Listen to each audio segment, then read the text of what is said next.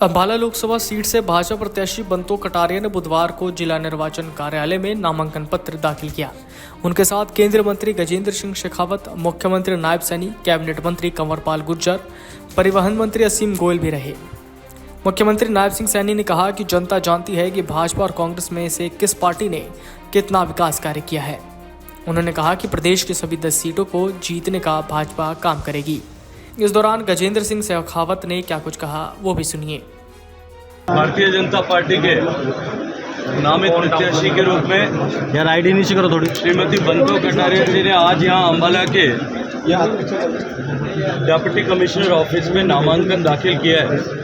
माननीय मुख्यमंत्री जी, माननीय कंवरलाल जी, माननीय असीम गोयल जी की उपस्थिति में जो आज ये नॉमिनेशन फाइल किया है, मुझे पूरे देश भर में लगभग प्रवास करने का अवसर मिला है और मैं जिम्मेदारी के साथ में एक बात कह सकता हूं कि जिस तरह से एक बार फिर विकसित भारत के संकल्प को सिद्ध करने के लिए माननीय मोदी जी के नेतृत्व में तीसरी बार भारत में एनडीए की सरकार बने, भारतीय जनता पार्टी के नेतृत्व में सरकार बने, जनता ने उसको लेकर के मानस बनाया है और निश्चित ही भारतीय जनता पार्टी जिस लक्ष्य को लेकर के चली है उस लक्ष्य को हम प्राप्त करेंगे। हरियाणा के परिप्रेक्ष्य में मैं जिम्मेदारी के साथ में कह सकता हूं कि हम 10 विधानसभाओं में निश्चित रूप से विजयी होने वाले हैं।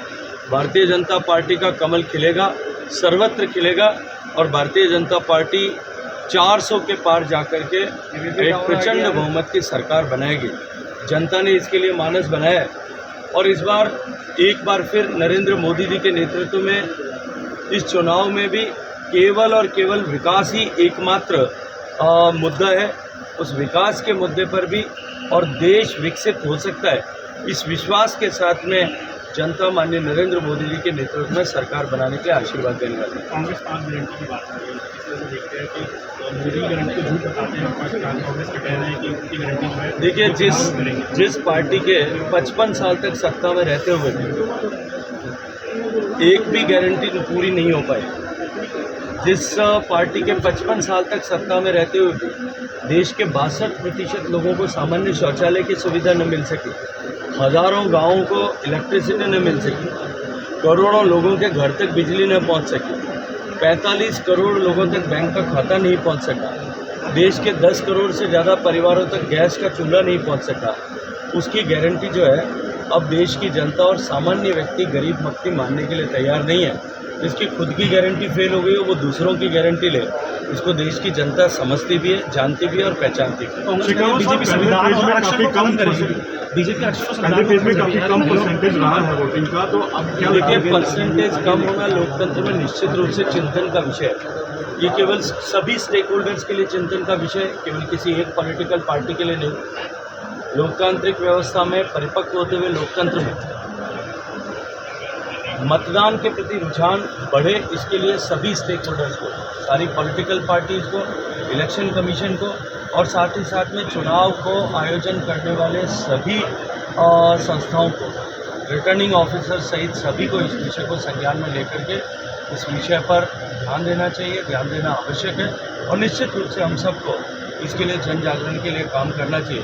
मैं मीडिया के मित्रों से भी कहूँगा कि आप सब लोगों को भी इस लोकतंत्र के पर्व में अधिकतम लोगों की भागीदारी हो, इसको लेकर के अपनी भी सकारात्मक भूमिका का निर्वहन करना चाहिए। गजेंद्र सिंह शेखावत ने कहा कि देश में तीसरी बार प्रधानमंत्री नरेंद्र मोदी के नेतृत्व में भाजपा की सरकार बनेगी। भाजपा देश में 400 के लक्ष्य को लेकर चली है और उसको पार करने का काम किया जाएगा।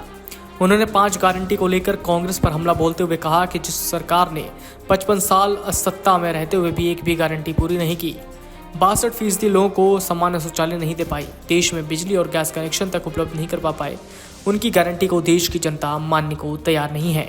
जिसकी खुद की गारंटी फेल हो गई हो वो दूसरों की गारंटी ले, इसको देश की जनता जानती भी है और समझती भी है। Video desk amarujala.com।